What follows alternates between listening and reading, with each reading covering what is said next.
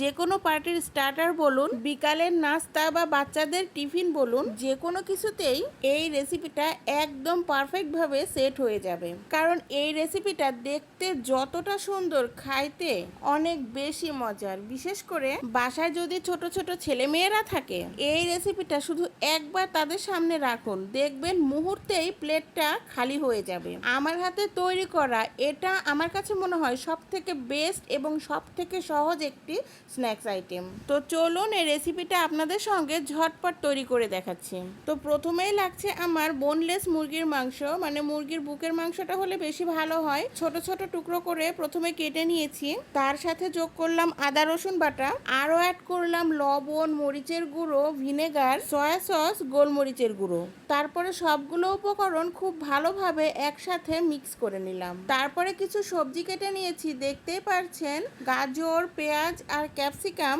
এই কাটা সবজিগুলো চিকেনের মধ্যে ঢেলে খুব ভালোভাবে আরও একবার মিক্স করে নিলাম।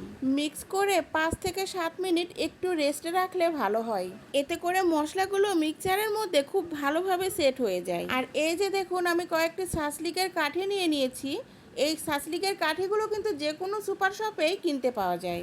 আর এই ছাঁচলিকের কাঠিগুলো আমি কিছুক্ষণ পানিতে ভিজিয়ে তারপরে ব্যবহার করছি। তারপর ছাঁচলিকের কাঠিতে সবজি আর চিকেন আমি পার্ট বাই পার্ট গেঁথে নিচ্ছি। আপনারা আপনাদের পছন্দ মতো শেপে এই ছাঁচলিক ব্যবহার করে পার্ট বাই পার্ট গেঁথে নিতে পারেন।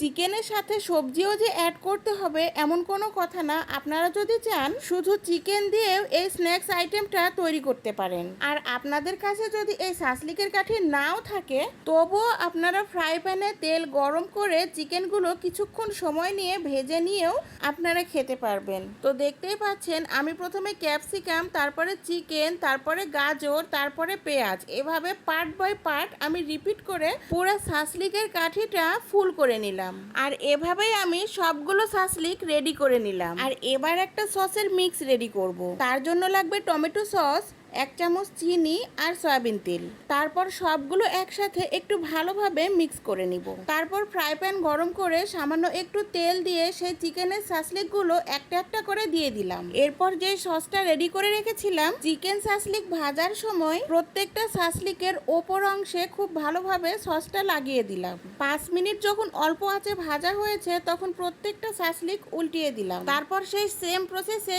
সসটা প্রত্যেকটা চিকেনের অপর পাশে লাগিয়ে দিলাম। আর অল্প আঁচে একটু সময় নিয়ে ভাজতে হবে, যতক্ষণ না পর্যন্ত পুরোপুরি চিকেনের গায়ে একটা হালকা কালো পোড়া দাগ না আসবে, ততক্ষণ পর্যন্ত সময় নিয়ে এটা ভাজতে হবে। আমি অল্প আঁচে প্রায় 15 থেকে 20 মিনিট সময় নিয়ে এপিট ওপিট বারবার চেঞ্জ করে করে চিকেনটা ভেজে নিয়েছিলাম। আর এই যে দেখুন, আমার রান্না করা কিন্তু শেষ। আর এইভাবে চিকেন ছাঁচলিক রান্না করলে বাসার ছোট থেকে বড় সবাই পছন্দ করবে।